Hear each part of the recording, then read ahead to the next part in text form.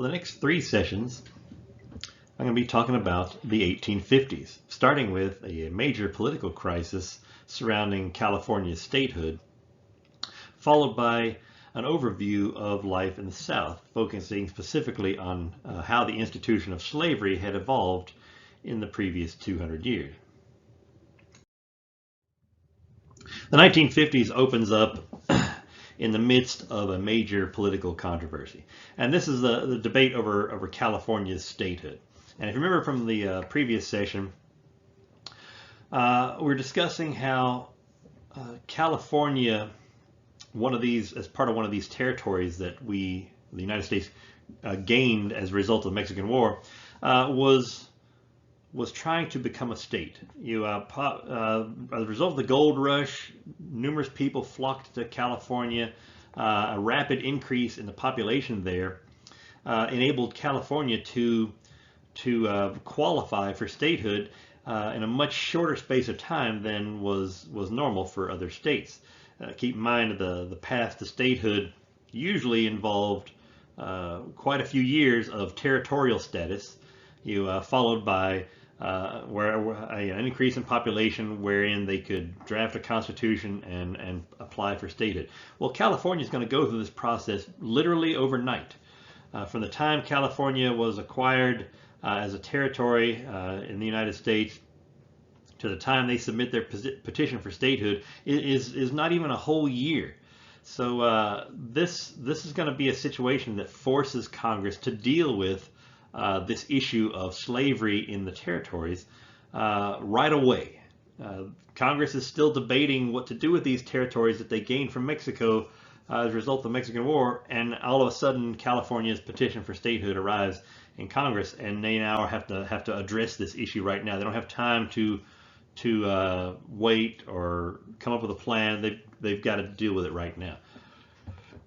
So California submits its petition for statehood in 1849. This is in the midst of the gold rush. All these people have flocked to California. California is ready to become a state. They've got enough people to qualify for statehood, so they elect a local legislation, they draft a constitution, and they submit their petition to Congress for statehood. So they want to skip this whole territorial phase and go straight to becoming a state. Well, what ends up happening is, as a result of this, is we're going to see almost a play-by-play repeat of the Missouri crisis. That most of the arguments that are going to be put forth during this California debate are word for word what took place in the Missouri crisis. Similar situation. They both begin with a similar situation. In 1849, we've got 30 states in the Union, 15 free states, 15 slave states. So we've got a balance of power in Congress, specifically in the Senate. Keep in mind, in the Senate, states are represented equally, so there's an equal number of northern senators and southern senators in the Senate. In the House of Representatives, representation is based on population. The North actually has an advantage in the House of Representatives. They've got a majority. With California joining the Union as a free state, and this is what California wanted, they wanted in their proposed constitution, they had prohibited slavery in California. So California wants to join the Union as a free state. If this happens, if this is approved, then the North will have a majority both in the House of Representatives and in the Senate. And this is a cause of great concern among Southerners, because they already feel that they're at a disadvantage because the North has more representation in the House of Representatives. But they're at least they have a equal balance in the Senate. If California joins the Union as a free state, it's going to upset all of this. Now, to make matters worse, there's murmurings and rumors that the remainder of this New Mexico territory, this remaining territory that the United States gained from the Mexican War, people in New Mexico are kind of leaning in the same direction as California, trying to join the Union as a free state or free territory. So, of course, they're not ready to join the Union yet as a state, but they seem to be moving in that direction. So Southerners are very nervous right now over this apparent trend toward these new territories becoming free states. They see that their political power is slipping away. They will no longer be able to resist anti-slavery legislation. And of course, northern congressmen, they see this as an opportunity to once and for all gain a definitive advantage over the South and work toward bringing about an end to slavery, reducing Southern influence in Congress. So this, it's with this balance of power issue that this debate begins, again, in much the same way that the debate over Missouri took place. What makes this debate particularly problematic is that nobody really knows what President Taylor is how he's going to weigh in on this issue. Right now, the Congress is debating this. People are kind of, even though the president doesn't really have anything to do with producing legislation, he has a lot of influence. And Congress is kind of hesitant to really come up with a decision right now because they're wondering how the president is going to feel about this. What side is he going to take? What position is he going to take on this issue? A lot of people assume that President Taylor, since he is from the South and he is himself a slave owner, that he will automatically side with the Southern position. But he surprises everyone when he supports the Northern position. President Taylor announced that he would support allowing California to join the Union as a free state and bypass the whole territorial process. And this surprises everybody because it's not consistent with what people would assume a Southerner would do here. So Taylor sides with the North. He supports letting California join as a free state. So this is going to create a lot of problems. Keep in mind, one of the reasons why Taylor takes this position is that while he is from the South and he is a slave owner, he is a unionist, a nationalist. And what that means is that he supports the Union. He supports the nation, keeping the country intact, preserving the Union.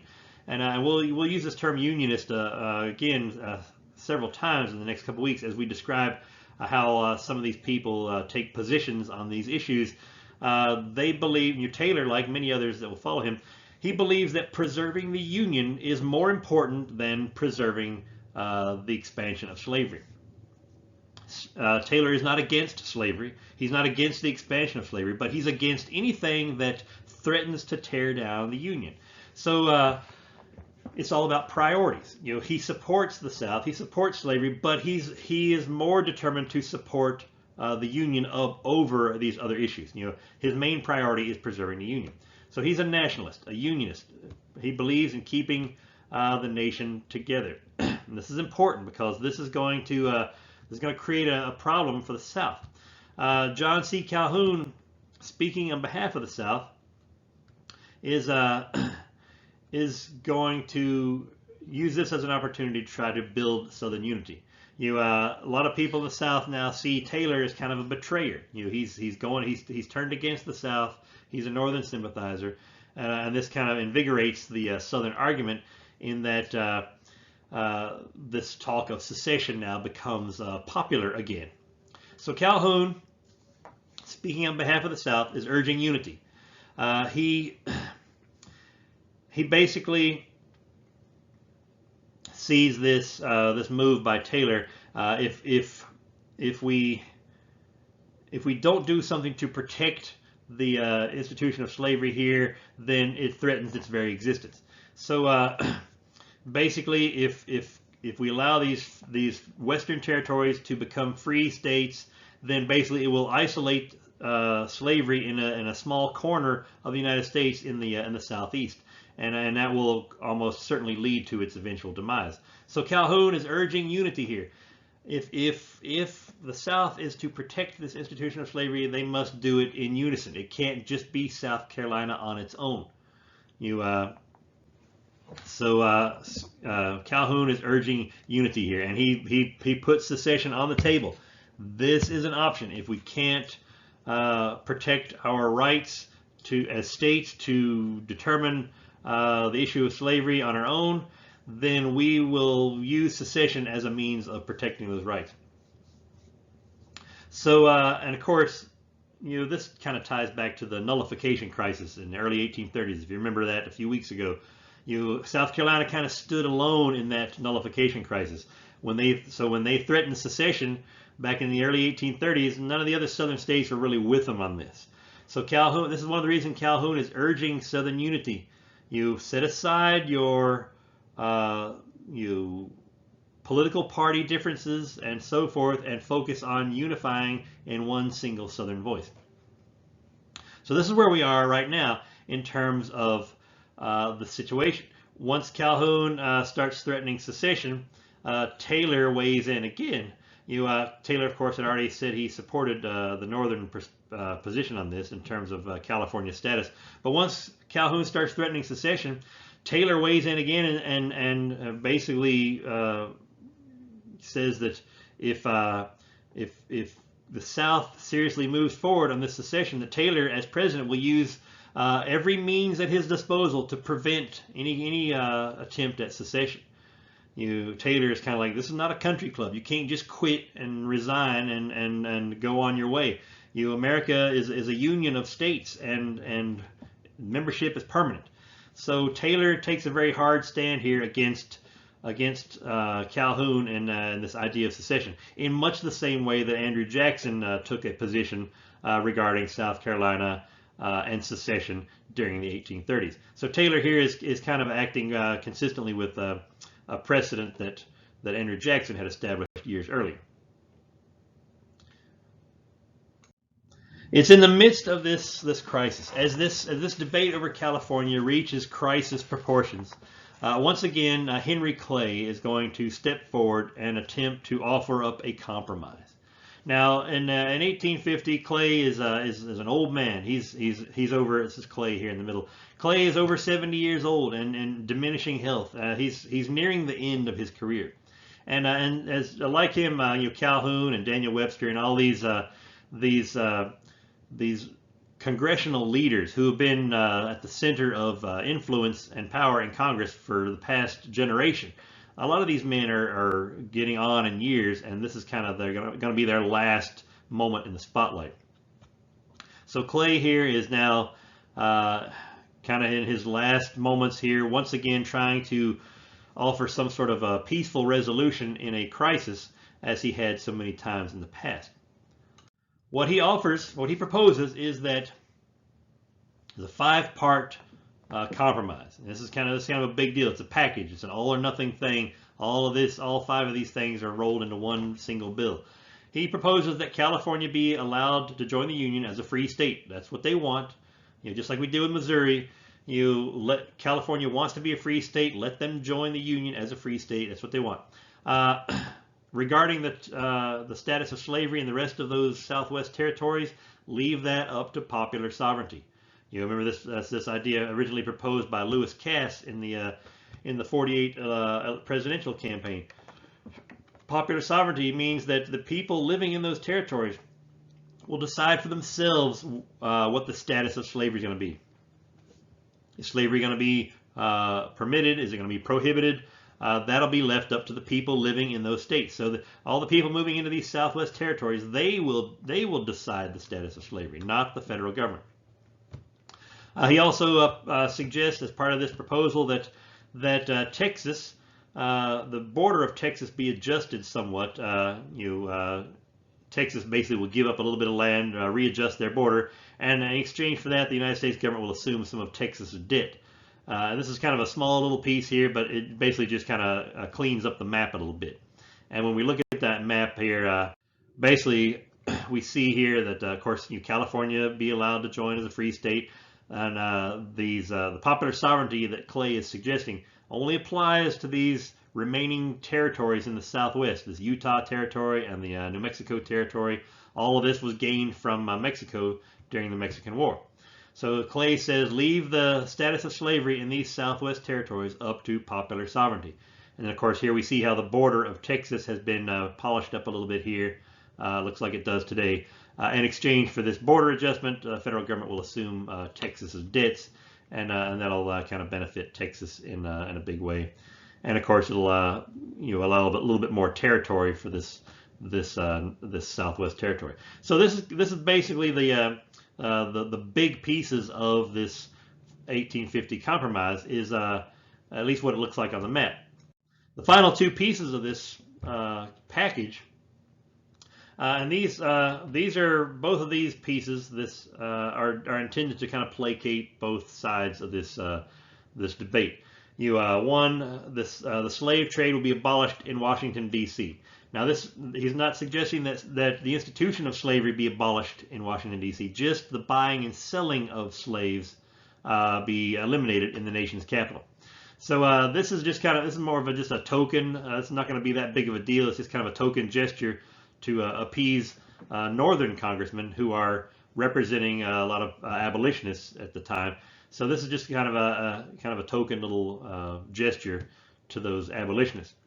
The final piece, and this is going to be the most controversial piece of this package, is that Clay suggests that a new fugitive slave law be instituted, wherein Northerners will be required by law to assist Southerners in retrieving runaway slaves, and this will be and this is going to be enforced. There'll be a government agency set up to enforce this fugitive slave law. Violation of it. If you're a Northerner or if you're an abolitionist and you get caught assisting a runaway slave instead of turning them in, you could be fined or sent to jail. So this very strict fugitive slave law is going to be part of this compromise of 1850. Now it's obvious that this final piece here was intended to woo the South. Southerners were the most concerned over this status of California. They were most afraid of losing their representation in Congress or their advantage in Congress. And this fugitive slave law is intended to try to placate the South and make them more likely to sign off on this package. Now, what ends up happening is that for the next 8 months, Congress is going to debate Clay's proposal. This is not going to be an easy vote. They're going to debate it day after day after day for about 8 months, and they're never going to be able to come to any kind of agreement on this. Both sides are going to refuse to support this compromise package. One of the reasons why he has so hard time getting support for it is that it is a package.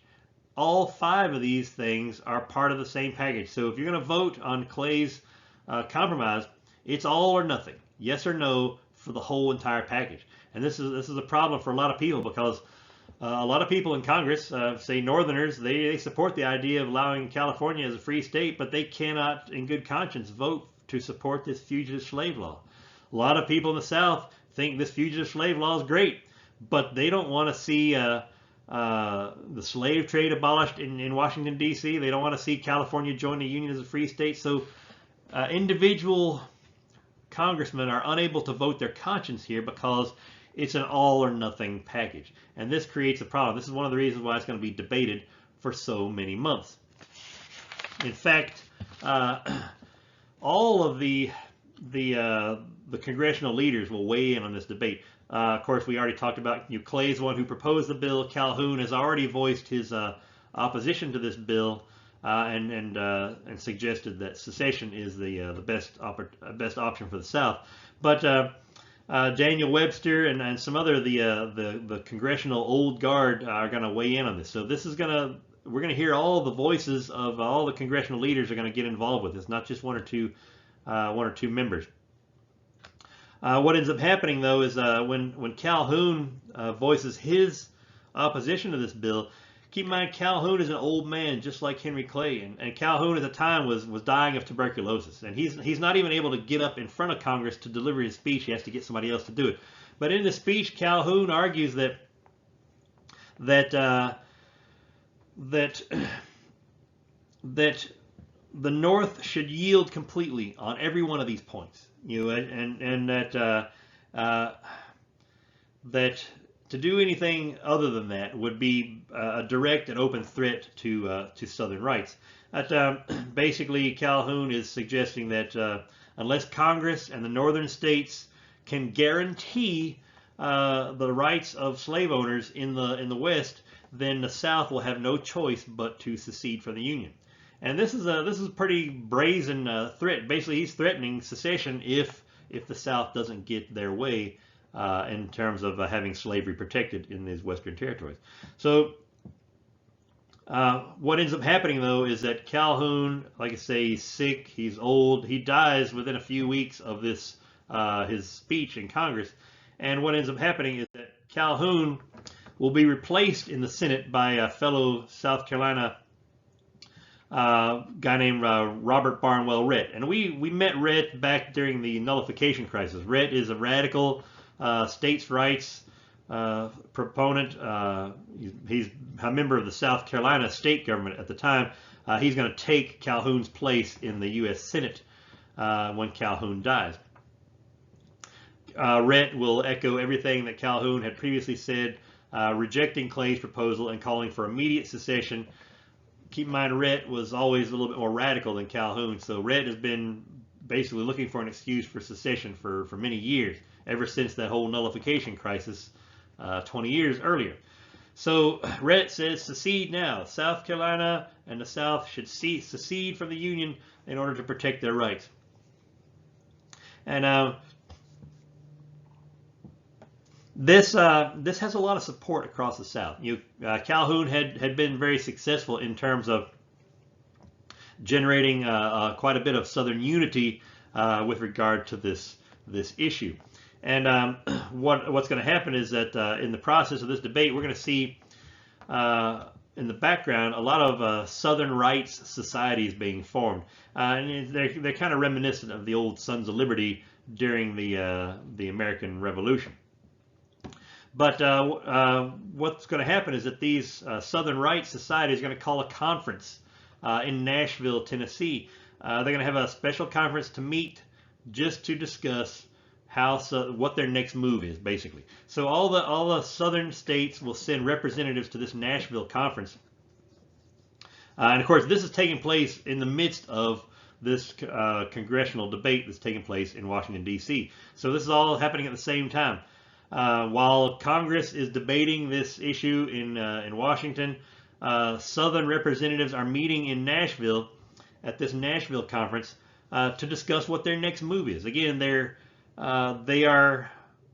unifying their efforts. They're working together as a group for a single cause instead of just a bunch of individual states doing their own thing. So this Nashville conference, what ends up happening is that they talk a lot about a lot of different things. They talk about secession. They talk about other different ways that they're going to protect their states' rights and so on and so forth. But what happens here is that a lot of Southerners become permanently radicalized at this Nashville conference. People like Rhett have been radicalized for a long time, but a lot of Southern states were kind of on the fence. They're like, okay, yeah, we want to protect slavery, but we're not sure we're ready to secede in order to do it. A lot of those moderate Southerners become permanently radicalized at this Nashville conference, and this represents kind of a turning point for the Southern position here. After this Nashville conference, a lot of Southerners, in their minds, their next move is secession, and they're just waiting for an opportunity to do it.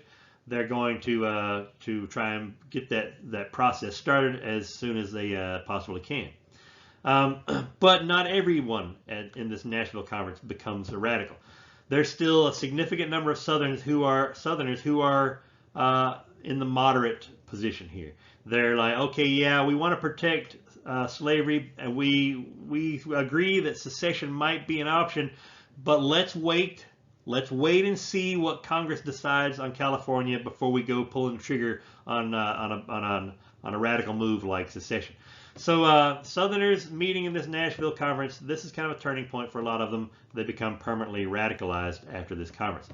Meanwhile, back in Congress, Massachusetts Whig named Daniel Webster is speaking in the Senate and basically weighing in on this debate. Of course, Webster, like Calhoun and Clay, a member of the old guard, one of these congressional veterans who's been there for the past 30 or 40 years.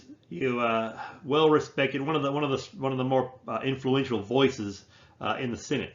So when Webster speaks, people listen. Webster now suggesting that Clay's proposal offers the best chance for preserving the Union. Now he doesn't champion Clay's proposal as being the best all around solution. I mean, he admits there's a lot of problems with Clay's compromise package. It's not perfect.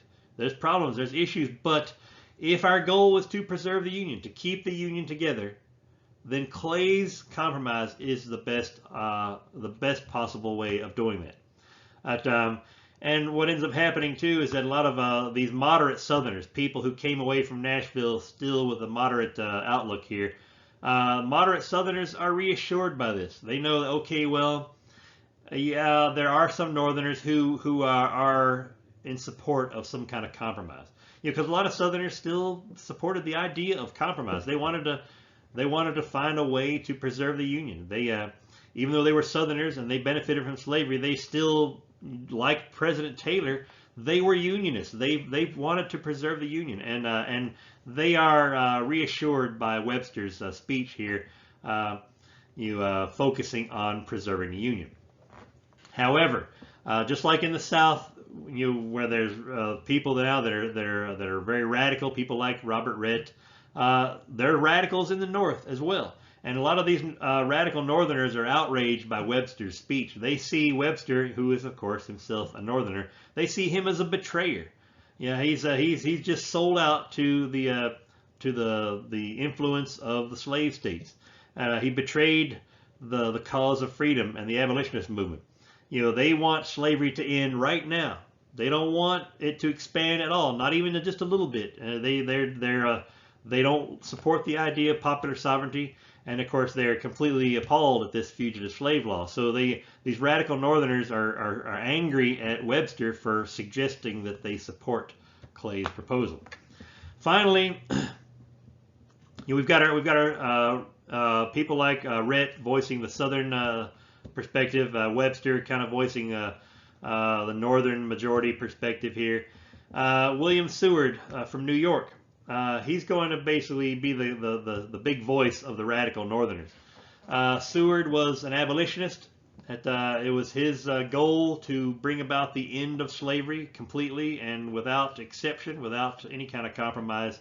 Seward is opposed to compromise because he doesn't want to see slavery expand at all. In fact, Seward, when he weighs in on this, he suggests that there's a higher law than the Constitution. Those are his words. There's a higher law than the Constitution. He goes on to explain that he doesn't care what the Constitution says. He believes in God's law. So Seward here, again, as a radical abolitionist, arguing from the perspective that slavery is a sin and should be eliminated, it's no surprise that he's going to bring a religious perspective into his opinion here when he weighs in on this debate. So we've got three different perspectives here. We've got a radical Southern perspective, we've got kind of a moderate Northern perspective, and we've got a radical Northern perspective here as well.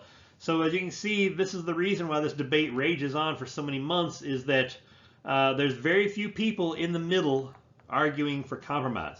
There's a lot of people on both ends arguing for radical moves, but the voices of moderation are becoming more and more drowned out by the voices of radicalism. And this is kind of a trend that's been happening for the past few years, and it's going to get worse as we get through the rest of the 1850s. The voice of moderation, these middle ground voices, the voice of compromise slowly begins to fade away throughout the rest of the 1850s. So as this debate rages on, it doesn't look like there's any end in sight. And because of this, we see that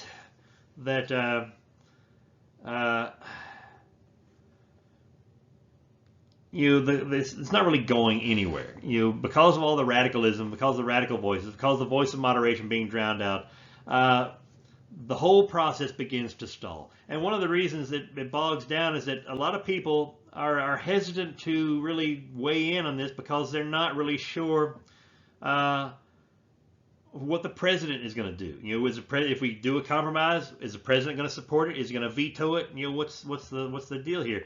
And of course, when President Taylor finally weighs in, he vows to veto any kind of bill that will permit slavery to expand into the Western territories, which is again surprising because Taylor himself, being a Southerner and a slave owner, taking such a hard stand against the expansion of slavery is surprising to a lot of people. And this is why a lot of people won't vote for compromise, because they know that Taylor's probably going to veto it.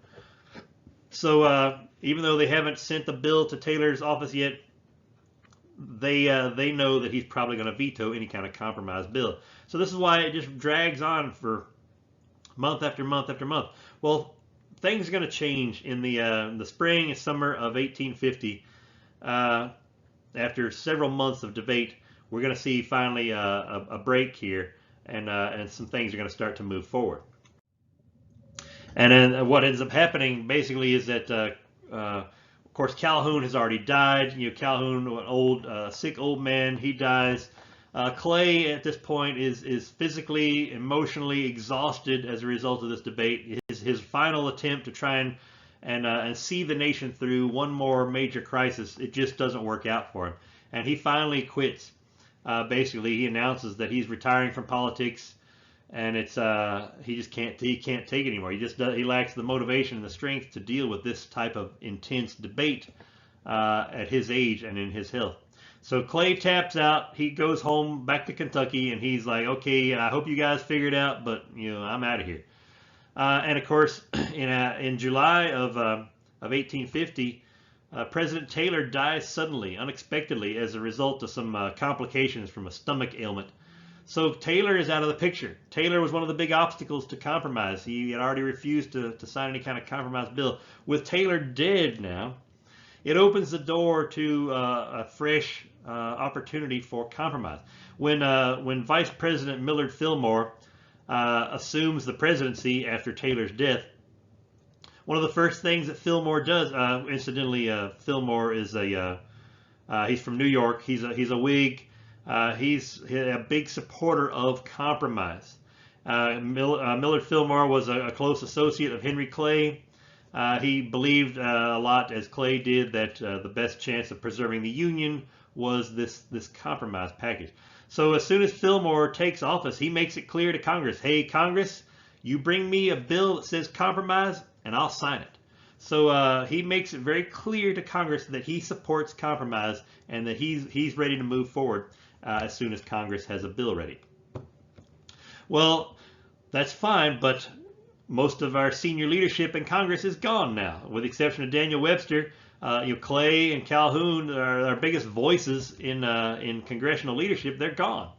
So what ends up happening is a young Democratic senator from Illinois named Stephen Douglas, who represents kind of the up-and-coming generation of congressmen who are beginning to rise in influence within the Senate and the House.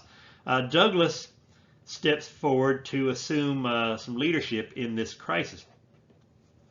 What Douglas does is he takes, Douglas believed, as Clay did, that even though Clay was a Whig, Douglas is a Democrat. They're from different parties, but Douglas agreed with Clay that if we are going to preserve the Union, then this compromise bill that Clay had proposed offers us the best opportunity to do so. So what Douglas does is he suggests that we take Clay's big package bill and we break it up into 5 separate pieces. 5 separate bills that we will vote on individually, separately, 5 separate pieces of legislation. This will enable all the senators and congressmen to vote their conscience. If you agree with one part of the bill, you can support it. If you disagree with another part, you can vote against it. So instead of having this as an all or nothing package, we break it up into 5 pieces. So it takes them a couple more months to go through all this voting process, but that's what they do. Each one is voted separately. He just goes down the list. You all in favor of California becoming a free state, say aye. And okay, we're done with that one. All in favor of the status of slavery in the territories being left up to popular sovereignty. Okay, next on the list, and so on and so forth, all the way through Clay's list of 5 bills. And what's interesting here is that each one of these bills passes unaltered, unchanged. Douglas did not change one single word of Clay's proposal. All he did was he separated them into 5 individual bills, and each one passed separately. There was enough support for each one by itself, but there was no support for all of them together as a single package. Even the fugitive slave law, which was so controversial, even that passed when they voted for it separately. So what ends up happening now is that California becomes the 31st state. It's a free state, and of course we'll see that establishing a new precedent in that states becoming, or territories becoming states very rapidly as a result of this manifest destiny and population expanding into these new territories and so forth. This kind of speeds up the process for statehood.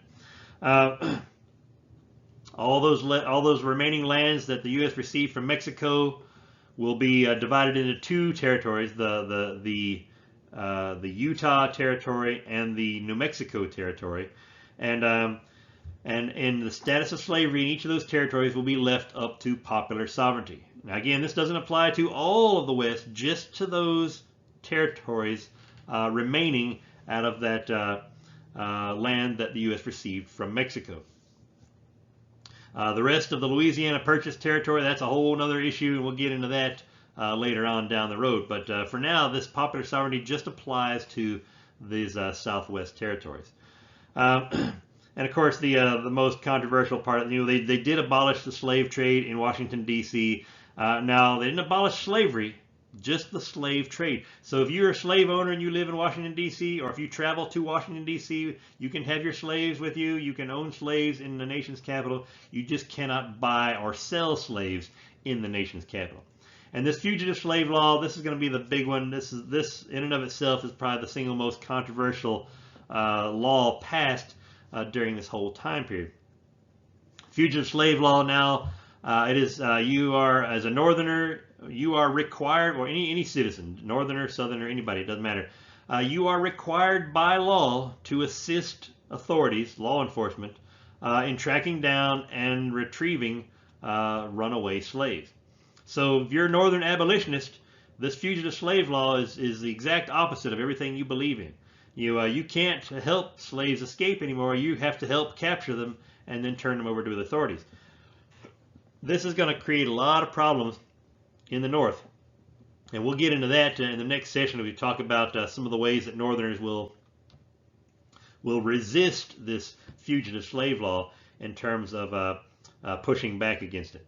At any rate, this is where we are right now. We've in this compromise of 1850, we have, in much the same way that we saw in the Missouri crisis, we have come up with a temporary solution to a major problem. This issue of slavery in general, and of course specifically the expansion of slavery onto the frontier, and of course balance of power in Congress. These core issues that gave rise to the Missouri crisis, and again in this California crisis, none of those have been completely resolved.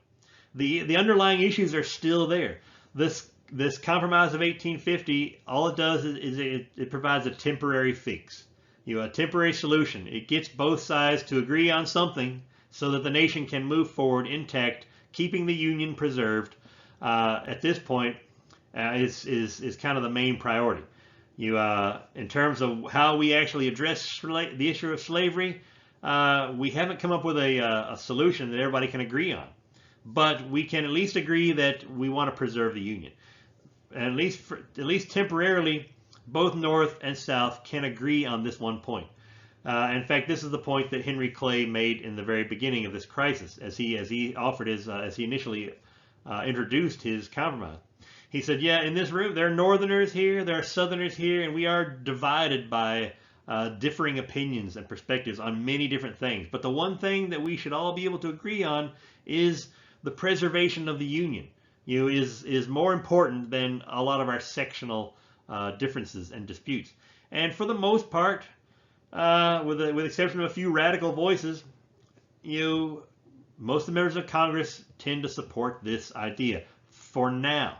That's going to change here in the next few years as we see the situation become more intense, and as both North and South realize that their differences are just irreconcilable, and that they're not going to be able to come up with an idea that works well for both sides of the country.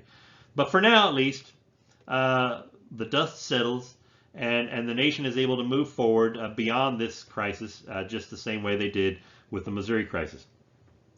So that's all I have for this session. We'll come back next session. We're going to get into a kind of an up-close perspective of what life is like in the South during the 1850s. Specifically what the institution of slavery looks like and how that's changed over the previous 200 years. In the 1850s, we start to see all the familiar imagery that we've come to think of as defining what we call the Old South.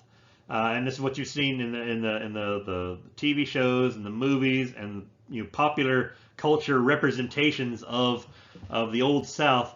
The 1850s is the period that you see portrayed most often in movies and stories and so forth. And that's what we're going to be looking at in our next couple of sessions, is what life is like in the 1850s in the Old South. So that's where we'll pick it up next time.